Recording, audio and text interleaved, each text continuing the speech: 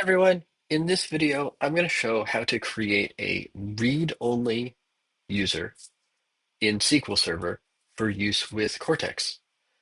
This user will only be allowed to read the Cherwell data in your database and won't have any write access whatsoever. So typically, it's not recommended to use the same user that you were using with Cherwell because that had read and write access, but we want to make sure that your Cherwell data stays exactly the same as it was on the last day that you used Cherwell. So we're going to create a read-only user and configure it so that it can be used with Cortex. This is a little bit technical, so if you want to bring in a DBA or just have them follow these steps, go right ahead. But if you're ready to see SQL Server Management Studio, uh, let's get right to it. So here's SQL Server Management Studio. Uh, I actually have some scripts prepared for a little bit later in the video, but I want to create a read-only user to access this database. In SQL Server, there are actually two concepts we have to work with. We have something called logins, which is authentication at the server level, and we have users, which is authorization and permissions at the database level.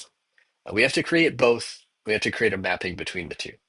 So we'll start by creating a login, and at the very top level, there's this security node. Inside that, a logins folder. And then you can see I do have a login, but I'm going to click this button, New Login. Now, I think depending on the version of SQL Server you're using, you might actually get a UI, a graphical user interface for this, that asks you some questions, basically the name of the login you want to create and the password.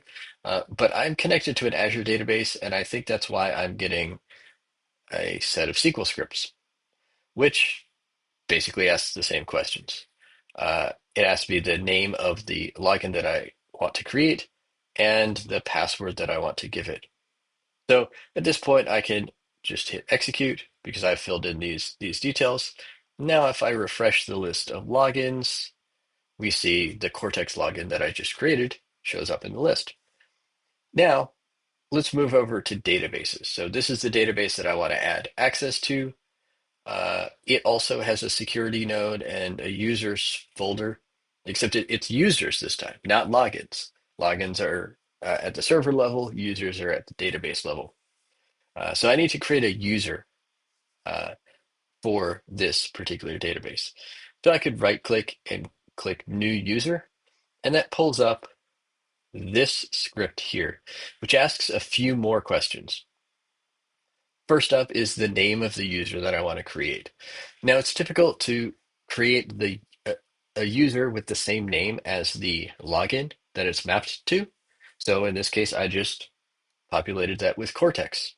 And of course, we're creating it for the login called Cortex that I just created. So Cortex goes in that spot as well. It's also typical to give users the default schema. Um, this is something that will potentially come into play later.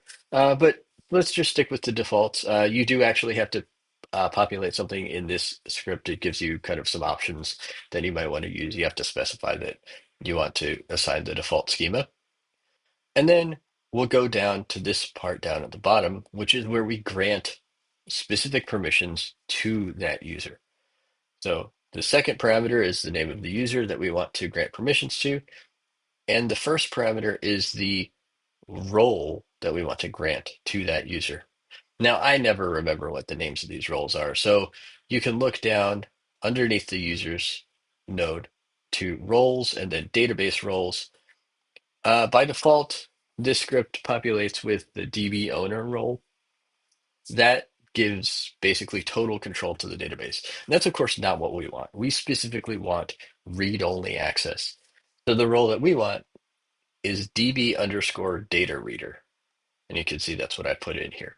So this allows this user only to read the data in the database.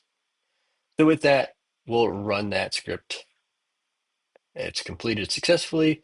And now if we refresh our list of users, we'll see the Cortex user shows up there. And now with this, we can use that Cortex login in our Cortex connection string using the instructions at the link in the description, and it will only have read access to the information in this database. Now, there are a couple other features in Cortex that require persistence. They have state, things like save searches and overriding the security groups of particular users or overriding the configuration for external connections.